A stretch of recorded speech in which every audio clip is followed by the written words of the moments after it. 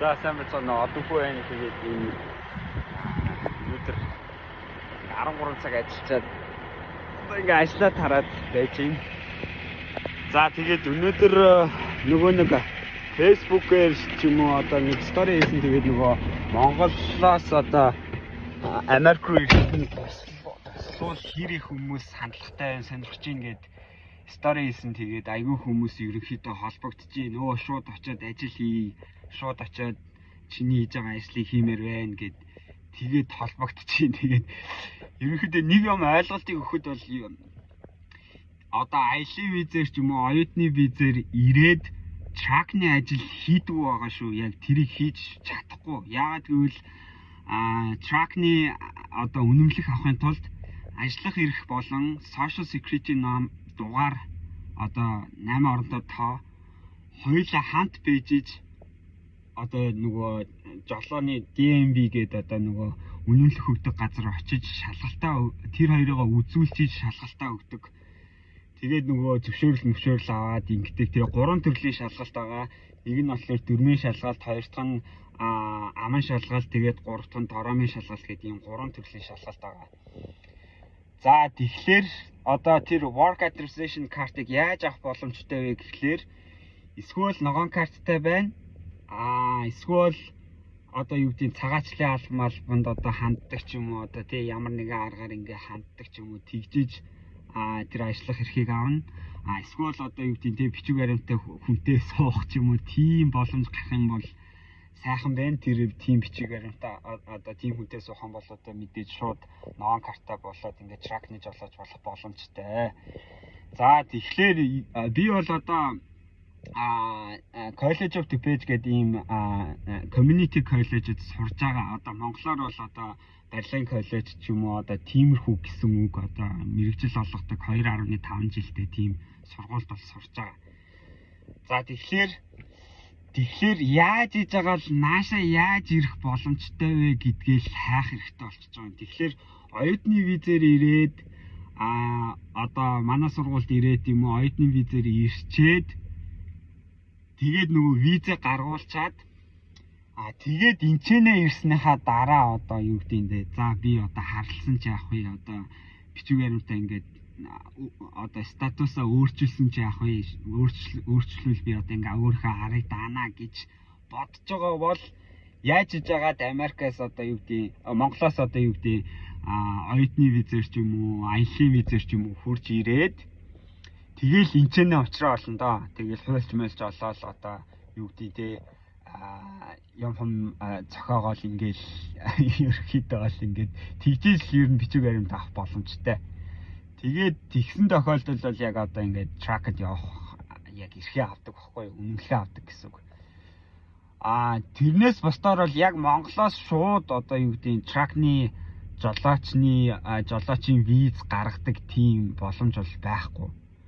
Тэгэхээр яах вэ гэхлээр одоо нэг юм Монгол би бол одоо анх ирж байхдаа бол ээжийнхаа тэтгэврийн мөнгийг зээлээр аваад ирчихсэн. Тэгэл та болон бүтээн болох байх гэж найдаад итгэл ирсэн.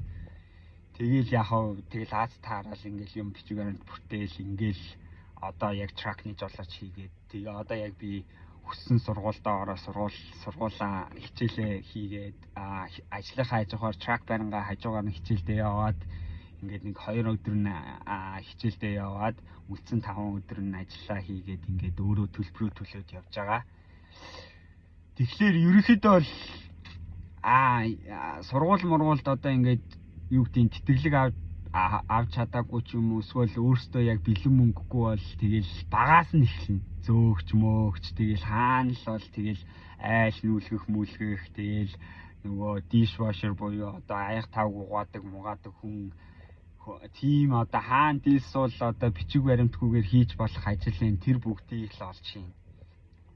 Гэхдээ Чикагогийн нэг даваа тал нь болохоор одоо бичиг баримтгүй ч юм уу одоо оюутны визээр ирсэн хүмүүст ажил олдох боломж нь бусад одоо хотуудаас арай илүү давмгай. Яагаад гэвэл Чикаго хотод аюул олон одоо гадаадын оюутнууд, гадаадын хүмүүс байдаг учраас яаж хийж байгаа л нэг одоо салаанд ажиллах юм эмэгтэй хөхөд байх юм бол салаанд ажиллах эрэгтэй хөхөд байх юм бол одоо нэг тэ warehouse одоо warehouse чинь одоо юу нөгөө ачаа зөөдөг мөдөг тиймэрхүү ажлууд бол ер нь олддог, зөөгч мөөгч ингээл тиймэрхүү ажлууд бол ерөнхийдөө олдох магадлал нь өндөр байдаг. Тэгэхээр ер нь бол манай тэр College of DePage'д бол track-ны сургууль байдаг.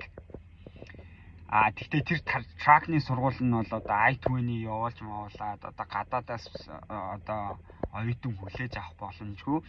Манай сургууль руу яаж одоо орох боломжтой вэ гэвэл одоо олон төрлийн мэрэгчлүүд байна л да. Сувилагч, нисгэгч, тэгэл инженер, механикч гэл олон төрлийн мэрэгчлүүд байна. Тэр мэрэгчлүүдээс одоо сонгоод яг 2.5 жил сурна гэж элчингийн ярилцлаганд одоо виз гаргуулаад энэчнээс одоо нөгөө I-20-ыг нь явуулчихна. Тэнгүүд I-20-ыг хүлээгээд авчих юм бол яг тэр сургуулаас одоо яг тим бичиг баримт бүрдүүлээрэй гэсэн тэр бичиг баримтуудыг бүрдүүлээд тэгээ элчингийн цагийг чинь авч өгөөд тэгээ ярилцлаганд оруулна. Тэгтээ ярилцлаганд ороход бол хамгийн чухал юм нь юу вэ гэхээр 1000 одоо гоё сайхан бичиг баримт бүрдүүлээд яг тэр одоо хүнтэй ярьж байхдаа сандраад ч юм уу одоо ингээд нэг дүлгнэт ч юм уу ингээд нэг асуусан асуултанд нь дутуу хариулах юм бол татгалцсан хариу өгдөг шүү. Ямар ч гоё бичиг баримт бүрдүүлээд орсон. Яг тэр нэг 5-6 минутын л одоо тэр хүнтэй тэр Америк одоо тэр асууж байгаа хүнтэй ярьж байхдаа яг төгдөрөхгүй сандрахгүй яг ингээд ярих юм бол виз гарах магадaltaй. 1000 одоо бичиг баримтыг чинь аягүй сайхан бүрдүүлж өгөөд чи өөрөө сандраад эсвэл нэг асуусан асуултанд нь хариулах гад ингээд дүлгнээд ингэх юм бол ердөөсөө за энэ хүн бол ингээд хотлоо яриад одоо ингээд яаж байгаа юм бэ ингээд тэр доорн шууд шийдчихдэг шүү. Тэгэхээр яг ярилцлаганд орж явах тэр нэг 5-6 минут л аягүй чухал шүү. Өөртөө ихтгэлтэй байгаа л асуусан асуултанд нь хариулаад эсвэл нэг асуусан асуултыг эхний удаа ингээ ойлгохгүй бол та ингээ дахиад тавтаад хэлээч гэдэг юм уу, тэгж явах хоорондоо яг юу хариулахаа боддог ч юм уу. Яг тэгж явбал айгүй яг тэр элчингийн ярилцлагын цагийг одоо визэг гаргахад төлөвлөж болдог шүү. Тийм би бол яг эхний ярилцлагаараа бүдэрж исэн. Тэгээ бүдрээд надаа нөгөө TOEFL оноо байхгүй байна. Хэлний юу чин одоо сургуультай одоо ингээ ороход чинь чамд ингээ хэлний TOEFL оноо хэрэгтэй байна гэлээсэн юм байлээ л дээ. Тэрийг нь би ойлгохгүй төгжрээ. Тэгээд надаа дутуу бичиг баримттай гээ. Тэгээд бичиг баримтаа явуулсан чинь болохоор нөгөө англи хэлний курс төгссөн бичиг баримт явуулсан чинь тэр нь биш болж таараа. Тэг би 2 дахь удаага ороод 2 дахь удаага оронгууд чинь нөгөө TOEFL оноог би шалгалт өгөө TOEFL оноо аваад тэгээ шууд 2 дахь удаага ороход шууд чиний TOEFL оноо чинь байна уу гэж шууд асууд юм байлээ. Тэгээ яг ингээд TOEFL оноогоо үзүүлэнгүүт за ингээд тэгээ 2 дахь удаага орж иж би яг виз авч ирсэн. Тэгэхээр ер нь яг тэр нэг цонхны наан цаана ярьж ах үедээ л яг өөртөө ихтэй сайхан ярьчвал ерөнхийдөө бол тэр мөчийн л яг Аз мэдчихэж байгаа байхгүй яг за окей тэр хүн гайгүй асуулт асуучвал асуултанд нь яг зөв хариулж чадах юм бол баг чиний бичиг баримтыг ч шалахгүй. Намайг ороход бол ердөөсөө бичиг баримт ердөөсөө шалгаагүй.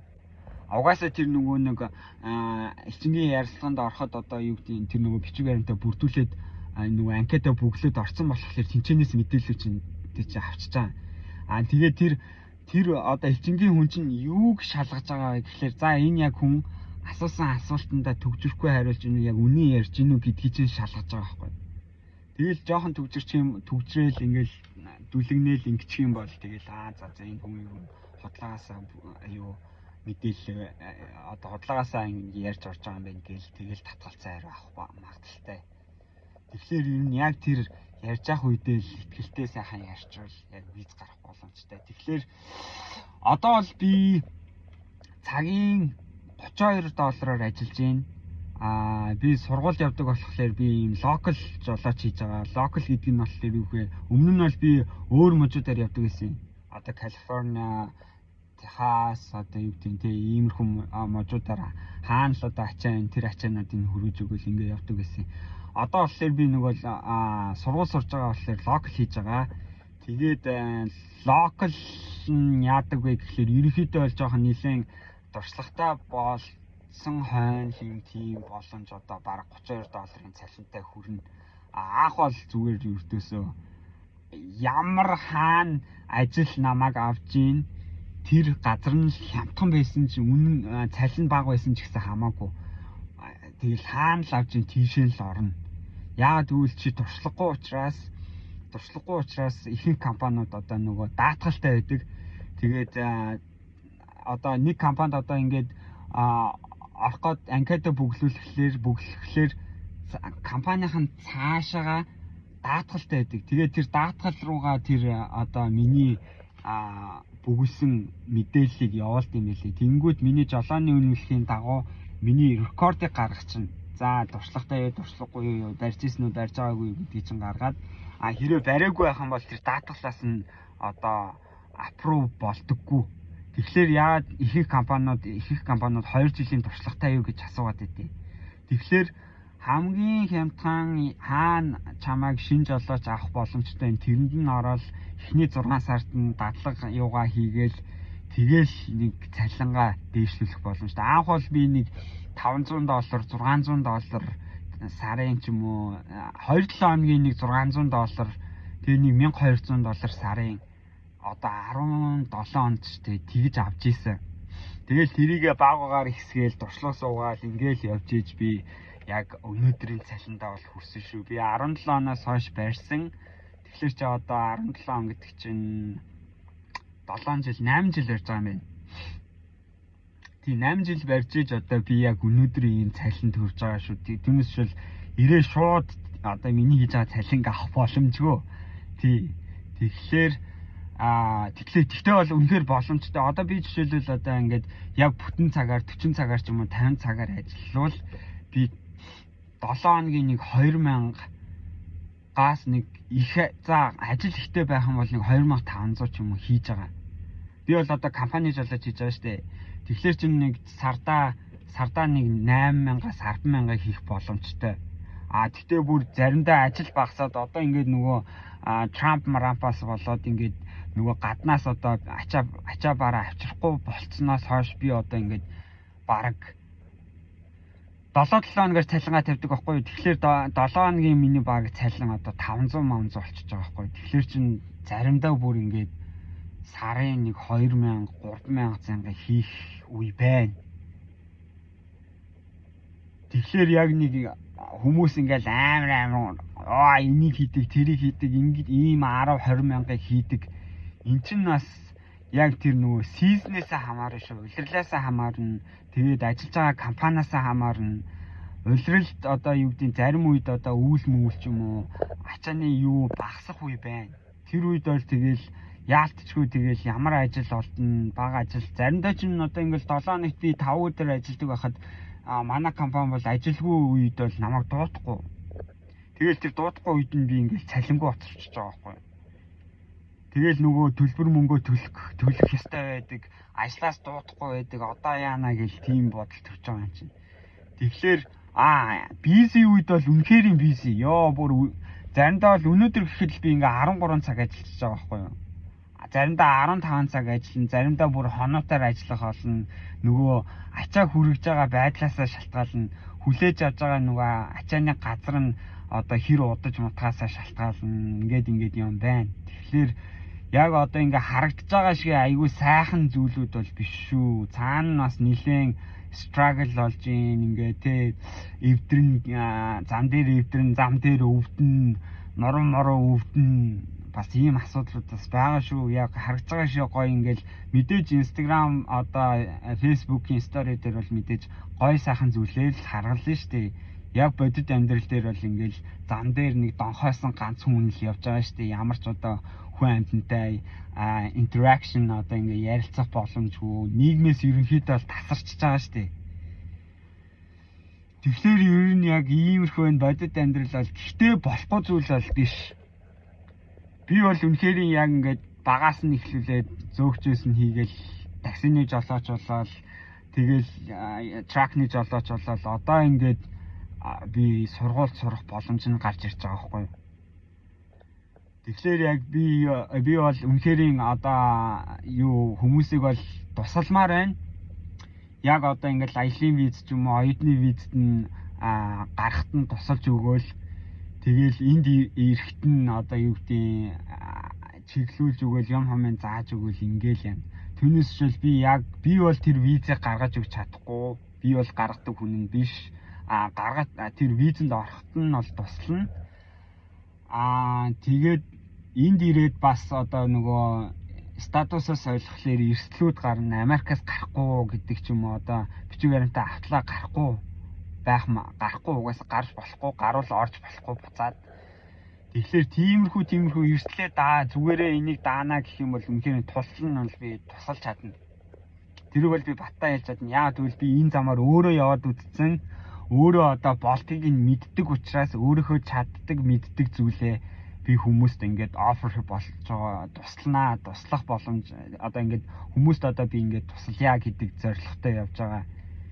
Тэгэхээр энэ үнэхээр боломжтой гэвэл боломжтой. Би бол одоо юу гэдэг анх тракны жолооч болоод манай ээж гэр хороолт амьдардаг байсан. Тэгээд манай ах эгч нар урьдчилгаа мөнгөний төлөөд тэгээд 10 дугаар хороолт нэг байр авсан.